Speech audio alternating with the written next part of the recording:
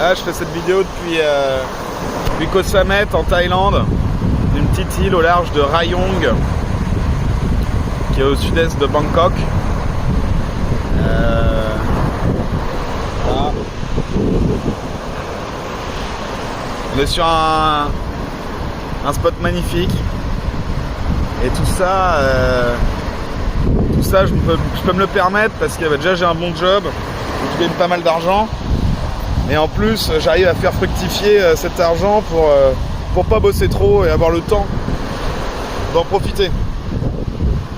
Hein, on nous a tous vendu le rêve français, le rêve européen. Travaille comme un fou jusqu'à 65 ans et après tu seras peinard. Sauf que je crois qu'on le sait tous, notre retraite, on peut pas compter dessus. C'est pas l'État qui va nous permettre de préparer notre avenir et encore moins qui va nous donner de la liberté. On est plutôt dans une situation où c'est en train de devenir l'inverse. Il y a des leviers qu'on peut actionner, je pense, pour pouvoir gagner cette liberté, et ça passe par l'investissement. Alors l'investissement traditionnel, ça c'est sûr, c'est très intéressant. À 10% par an, avec 240 000 euros, vous avez vos 2 000 euros par mois, il n'y a pas de problème. Mais bon, pour ceux qui n'ont pas 240 000 euros à investir, il va falloir des stratégies un petit peu plus agressives. Alors vous pouvez vous dire que vous allez prendre vos 4 000 euros d'économie pour les placer en bourse à 10% par an. Hein. Ça c'est toujours possible. Néanmoins, ça risque d'être un petit peu compliqué. 10% par an, 4 000 euros, ça va faire 400 euros par an. Avec ça, on fait pas grand chose, même au bout de 15-20 ans, si vous arrivez à coffrer 4 000 euros par mois.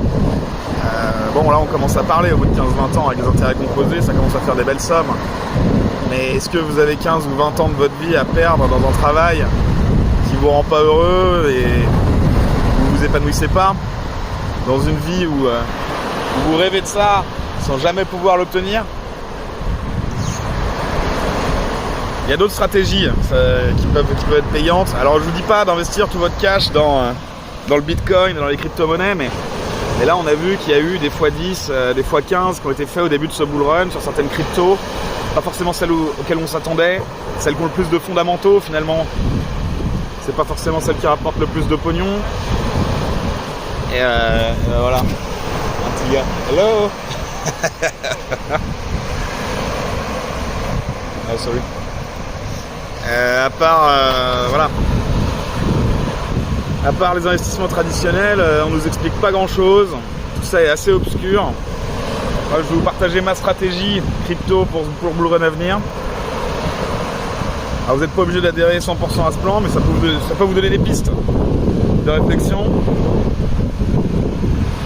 Savoir ce que vous allez en faire de vos économies. Est-ce que vous allez minablement les placer à 10% d'intérêt et attendre ou les dépenser. Les dépenser, c'est une stratégie qui se tient, hein. Mais ça va pas vous donner plus de liberté au bout du compte. Ou alors, si vous avez entre guillemets que 4 000 euros, 5 000 euros à investir, est-ce que vous mettriez pas une bonne partie sur des mêmes coins avec un potentiel de faire x5, x10? Alors c'est pas du sûr, hein, c'est sûr, mais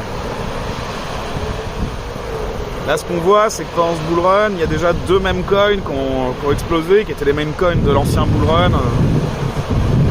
C'était le PP et le Dodge. Voilà.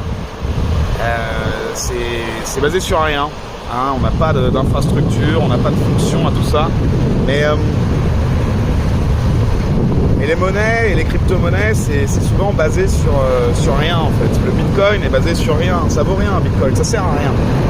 C'est pas plus mal en fait. Et les mêmes coins ont cette caractéristique d'être un petit peu pareil.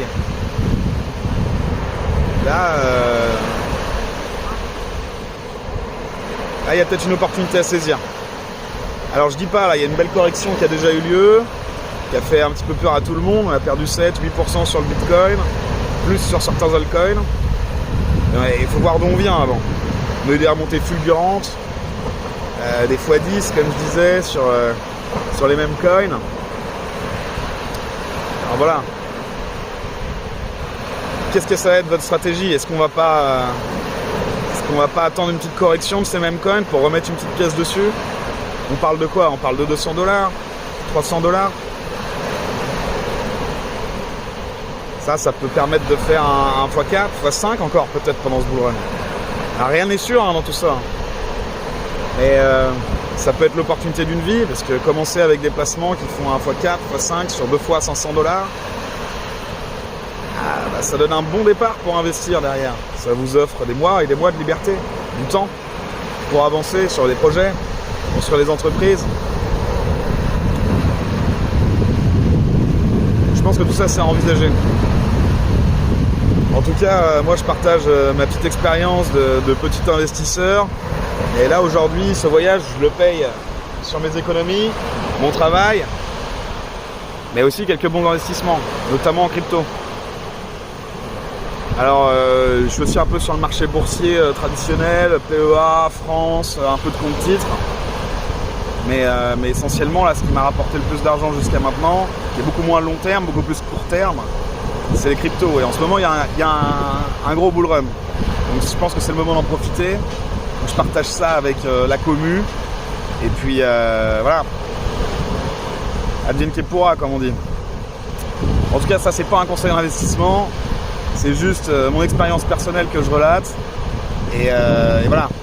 Après, si vous voulez profiter de la vie, ou la couler douce, les pieds dans le sable, en buvant une pina colada, sur une plage tropicale, magnifique, en Thaïlande,